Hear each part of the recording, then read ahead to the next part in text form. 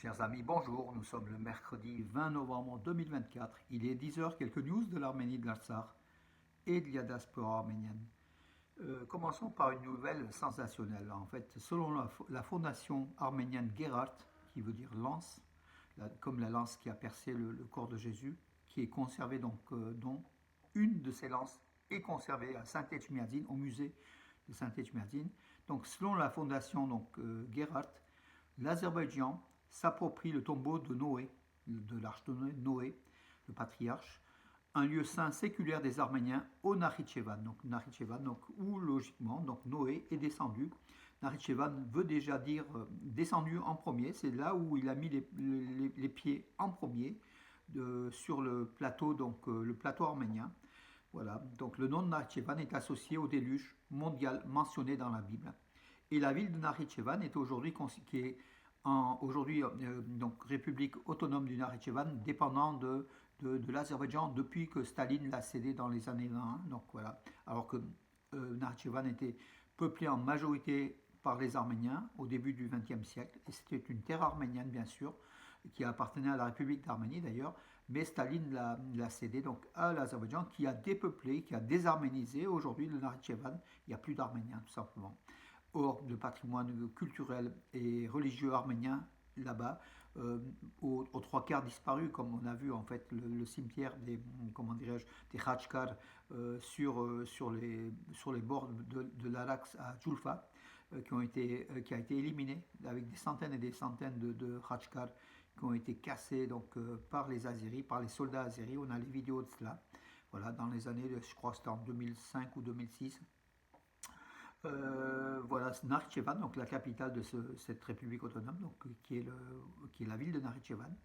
Noé aurait donc son tombeau. Donc voilà, au Nakhitchevan se trouve l'arche du grand patriarche Noé et Nemarai à Marand. Donc voilà, pour dire tout simplement que selon la tradition arménienne, on pense que la tombe de Noé était située dans la ville de Nakhitchevan, dans l'ancien cimetière arménien. La chapelle tombeau avait 2 étages. Inspecteur de l'école municipale du Nakhitchevan, pédagogue Nikitin, donc c'est un russe, affirmait que la tombe de Noé était située du côté sud de la ville, près des vestiges de l'ancienne forteresse. Elle fut restaurée sous sa forme actuelle par les Perses.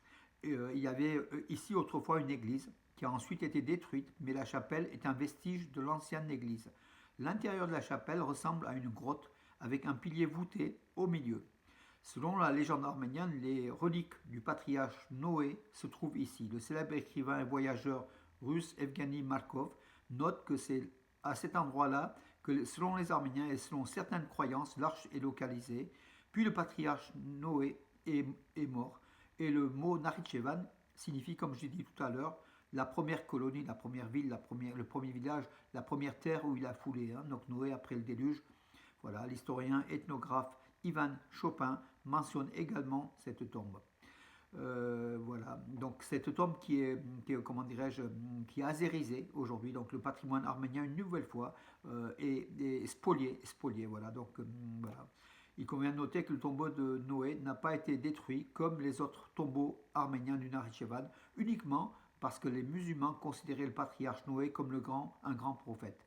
Il faut ajouter qu'actuellement, la machine de propagande azerbaïdjanaise tente de prouver que le tombeau est un monument culturel musulman, niant les faits évidents et les témoignages selon lesquels il s'agissait d'un lieu saint arménien, l'un des lieux de pèlerinage, voilà, et qui est resté debout pendant des siècles grâce aux Arméniens eux-mêmes, propriétaires des lieux. Encore une fois, donc voilà, la tombe de Noé, du patriarche Noé, est aux mains des Azéris qui dégradent, qui détruisent, qui transforment pour enlever une nouvelle fois la trace arménienne de ces lieux saints arméniens, considérés par les Arméniens comme un lieu saint.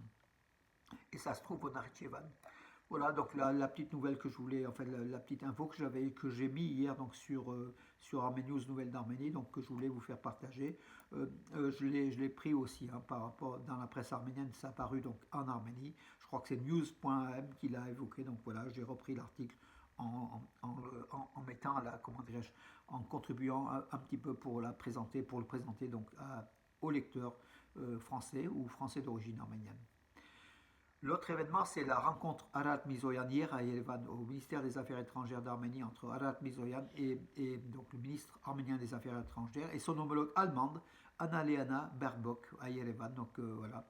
Et qui relance le partenariat entre l'Allemagne et l'Arménie, bien évidemment, mais surtout aussi, selon Mizoyan, entre l'Union européenne et l'Arménie. Donc l'Allemagne favoriserait ce rapprochement entre l'Arménie et l'Union européenne. Et la visite donc était très très chaleureuse de la chef de la diplomatie allemande à Yerevan. Elle s'est déjà rendue plusieurs fois, voilà.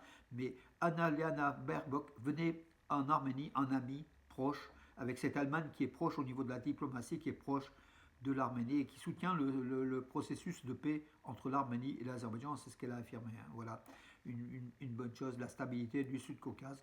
L'Allemagne s'intéresse au Sud-Caucase autant que la France, donc c'est une bonne chose. Voilà.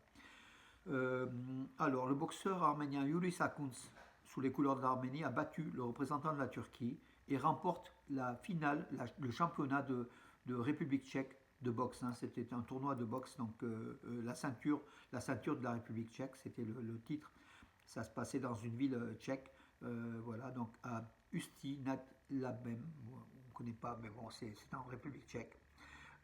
Il a battu Yuris Akuns, sous les couleurs de l'Arménie, a battu le boxeur turc Richard Alkan.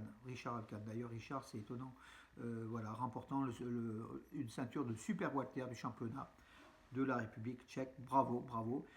Yuris Akuns a dédié cette victoire, donc ça c'est le plus intéressant, aux soldats dévoués et de la légendaire unité de combat arménien Arapo et à l'ensemble du peuple arménien, soulignant l'importance de l'unité nationale et du souci de la patrie. Voilà, bravo à Yuris Akuns qui porte haut les couleurs de l'Arménie. Le membre du Congrès américain Frank Pallone, pro-arménien bien sûr, donc vous le savez, il a affirmé qu'Aliyev a personnellement donné l'ordre de harceler à Bakou. Donc en fait, il avait été, donc Frank Pallone, à la COP29 à Bakou pour faire une série de conférences qui ont été annulées à la demande bien sûr du dictateur Aliyev. À son arrivée déjà à l'aéroport de Bakou, il était harcelé par une horde pas de journalistes, de militants payés par Aliyev pour le harceler.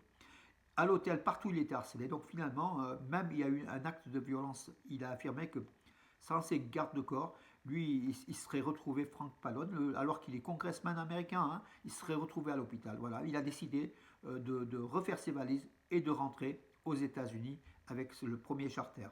Voilà, et il affirme que Aliyev est derrière tout cela, bien sûr, et c'est évident, en Azerbaïdjan, à Bakou, surtout pour la COP29, rien ne se passe sans l'aval d'Aliyev. Voilà, il a comment dirais-je, payé des fonctionnaires,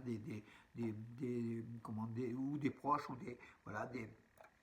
des agents pour harceler Frank Pallone.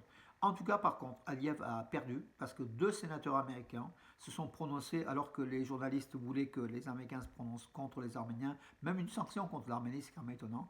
Ils sont prononcés pour les Arméniens en disant que, en parlant d'épuration ethnique du Haut-Karabakh, le droit au retour des Arméniens au Haut-Karabakh, et ils ont affirmé que c'était plutôt que l'Azerbaïdjan qui occupait le territoire de l'Arménie. Donc voilà, donc c'est une douche froide pour Aliyev.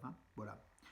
D'ailleurs, l'Azerbaïdjan ne participera pas au 37e championnat du monde militaire de boxe, de lutte, pardon, qui se tient à partir d'aujourd'hui, aujourd'hui jusqu'au 24 novembre, qui se tient à Yerevan, voilà, avec des délégations de nombreux pays. Donc ils sont des militaires, ils sont à peu près, je crois qu'il y a 24 pays, voilà, plus de 400 personnes. Une partie s'est rendue, donc des militaires sont rendus hier au mémorial du génocide de Dizena-Gapert à Yerevan pour honorer la mémoire des 1 500 000 victimes de la barbarie turque, de la Turquie, de l'Empire ottoman, par les jeunes Turcs exécutés contre la population civile arménienne dans l'Empire ottoman entre 1915 et 1923, qui a coûté la vie à entre 1,5 million à 2 millions d'Arméniens. Voilà, aujourd'hui, donc, le 37e championnat du monde de lutte militaire, l'ouverture, cérémonie d'ouverture, à 17h, pardon, heure d'Yerevan. Voilà, 10 catégories de poids. Il y aura aussi une compétition féminine, voilà, militaire. bravo, bravo à l'Arménie, à Yerevan, qui organise ce genre de rencontres internationales à Yerevan.